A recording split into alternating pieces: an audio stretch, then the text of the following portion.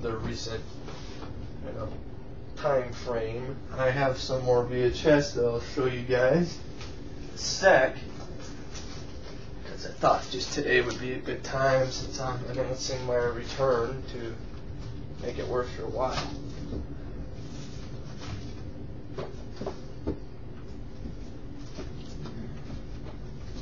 Also, I'll show this first. This is a box set that I got of the complete Rocky collection around 1990. It's not the 20th anniversary. I think it's not the 25th anniversary one with the Rocky 5. It opens up like this. They're not in their boxes. They're all loose. See, they're all loose like that. They all work though. And almost every tape in here has a trailer in front of it for Rocky 5. One exception, Rocky 5 has a trailer for Thelma and Louise and Rocky 5. So it's kind of, why does it have a trailer of Rocky 5 before it? It's like, I'm already watching Rocky 5. Why is there a trailer for Rocky 5? Or the movie I'm already going to be watching. It just doesn't make any sense to me at all. So I know I'm getting the movies that I picked up recently on VHS and I haven't shown you guys yet. Haven't showed anybody yet, to be honest. So you guys are in for a special treat, I guess.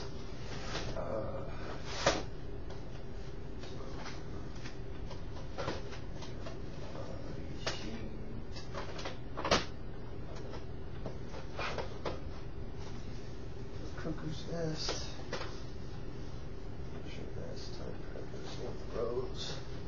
I got a lot here, so this is going to be a multi-part vlog.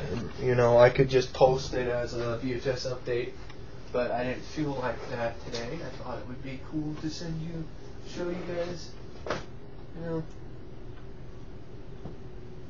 in a different way. I got a lot, so.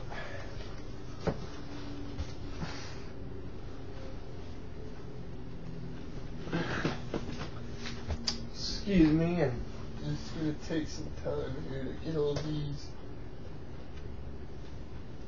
together.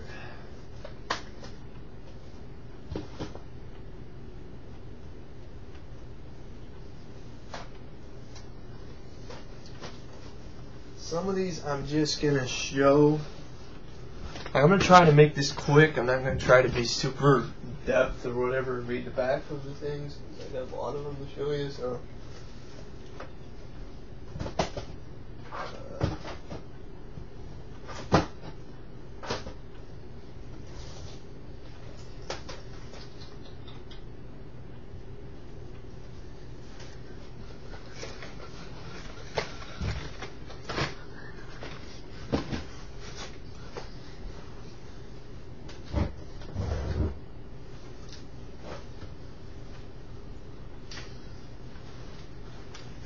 Alrighty then.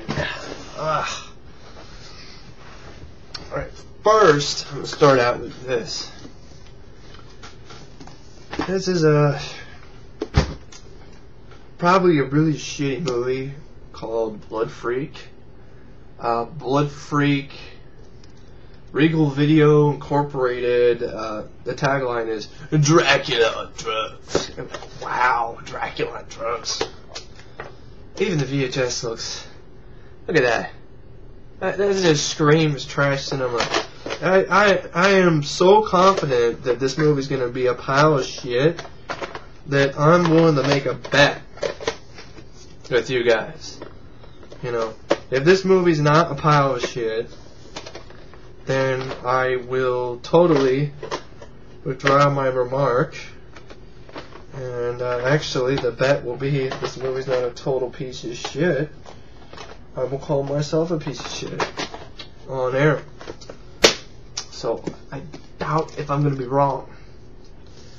So, that's Blood Freak.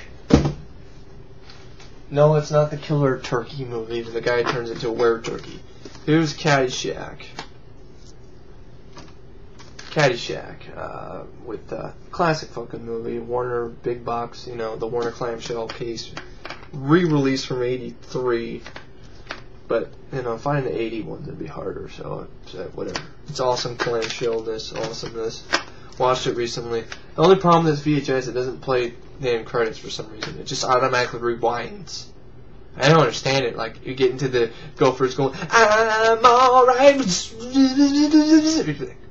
What? Fun, awesome movie, great cast. The sequel's just shitty, and I'll get to Caddyshack later, when I'm actually going to review this and the sequel at some point in the future. Yes, I'm going to subject myself to Caddyshack 2. Yep, it's an Anchor Bay release of a movie called The Allnighter. It was cheap. I was curious about it because it got Susanna Hoffs from the Bengals in it. 80s movie, and probably just a chick flick, but I like 80s movies. I heard the soundtrack's cool, and Susanna Hoffs with her walk like an Egyptian. I can't focus on one person while I'm singing. It just sounded interesting to see her give her take. Here's a classic fucking movie, Pee-wee's Big Adventure. Tim Burton's first movie. This is the original Warner Brothers home video release. So that's Pee-wee's Big Adventure, which is a fun movie. I prefer this to the TV show, and how fitting that I'm showing this to you when Pee-wee's made a comeback with his Broadway show. Here's Body Heat. Kathleen Turner. I heard that's one of her most seminal roles, and William Hurt. And speaking of people, William Hurt, has anybody seen him in anything recently? Like, that's a guy who just fell off the face of the earth after the, late 90s. Like, he did that movie Contaminated Man or something. Contamination Man? Yeah, I haven't seen it yet, but I'm like, wow. Just now stuck to doing crappy direct-to-video movies.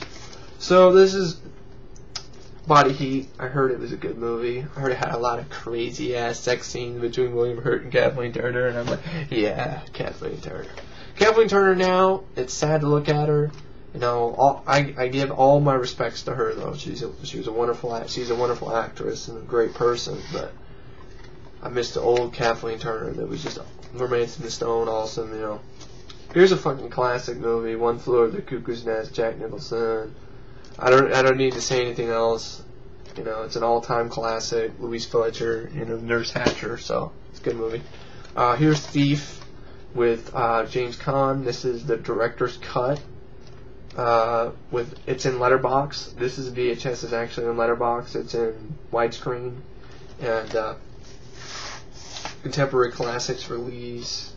Haven't seen it yet. I've heard a lot about it. My friend Damien Sage, who, if he's watching this, probably not, but happy belated birthday, Damien. He turned 26 about 3 or 4 days ago, I believe. So, happy 26th birthday, Ace. So, Thief with James Caan, and only bringing up Damien because he sent me the soundtrack and cassette in the first care package he sent me for free, which is awesome, along with Megaforce and some other goodies like tracks and some other. Runaway, I think, was one of them as well. Here's a movie called Time Trackers. I just want you to look at this. Is anybody here familiar with that show, Captain Power? Now, tell me, doesn't that look familiar? If you're familiar with the show Captain Power and the Soldiers of the Future, it looks like they literally ripped off the artwork or the entire character of Captain Power and just put him in this VHS cover. He looks exactly like Captain Power. There's no difference here. It's like, it's Captain Power and the Soldiers of the Future. It has the same face. It's hanging off the same suit. There's nothing different about it. Like, I swear to God, if I see cut footage of Captain Power in this movie, I'm going to be like, wow. So, this one's a cheesy Concord, New Horizons. I have to admit, I don't mind the cover art. Ned Beatty is the biggest star in this. Kathleen Beller, I guess, from Dynasty is also in it. There's a villain named Xandor. This screams trash cinema, too, but I might have fun with it, but probably I got it because I just thought doofy fun. Here's a Punisher. the original live home video release of The Punisher. It says New World International. There was never a New World release of this movie because New World went under, partly because of this film. Because New World decided to make an international company to release films internationally or produce them internationally. I don't remember the whole thing, and they went over budget. And yeah, this is not released in theaters, which is sad. The film should have been released in theaters. It's badass. Dolph Lundgren kicks ass in this movie. I love the lines he says. It's one of the greatest lines ever, I think, in an action movie. Where Lou Gossett Jr. is awesome in this too. And he's all like, what do you call it, killing 126 people in 100, in 20 days, so a few months or something like that. I don't remember the exact line. You're calling 126 people in months. Work in progress. It just kicks so much ass in this movie. I mean, it's against the Yakuza. You have a Big Trouble in Little China like climax. So what if he doesn't wear the skull? You want to see a damn skull? I'll show you a damn skull. All right? You want to see a skull so bad? Here's a skull. All right? There's a skull. You happy with the damn skull now? He doesn't need to wear a damn skull in the movie. That's not the point Mark Vollblatt was trying to get across either. He's trying to make the Punisher more of a realistic character. I think he succeeded. So this has some good trailers behind it and a pretty cheesy cheeseball promo for the Punisher video game on the NES. So VHS The Punisher original release. I've been looking for it, trying to track it down for a while. So that was good. Here is another movie that I got. The only other movie that I got in that same day where I got The Punisher was this one, Crimewave. Crimewave is one of Sam Raimi's films he did after Evil Dead. And it has Brian James, Paul L. Smith, Jerry J. Wilson, and Werner Press. Bruce Campbell as a cameo. And it's written by Joel and Ethan Coen and Sam Raimi. The Coen brothers and Sam Raimi. I've heard about this one. There's Brian James for you looking all silly. I've heard about it, and I've heard it's stupid, silly fun, so I thought I'd give it a shot.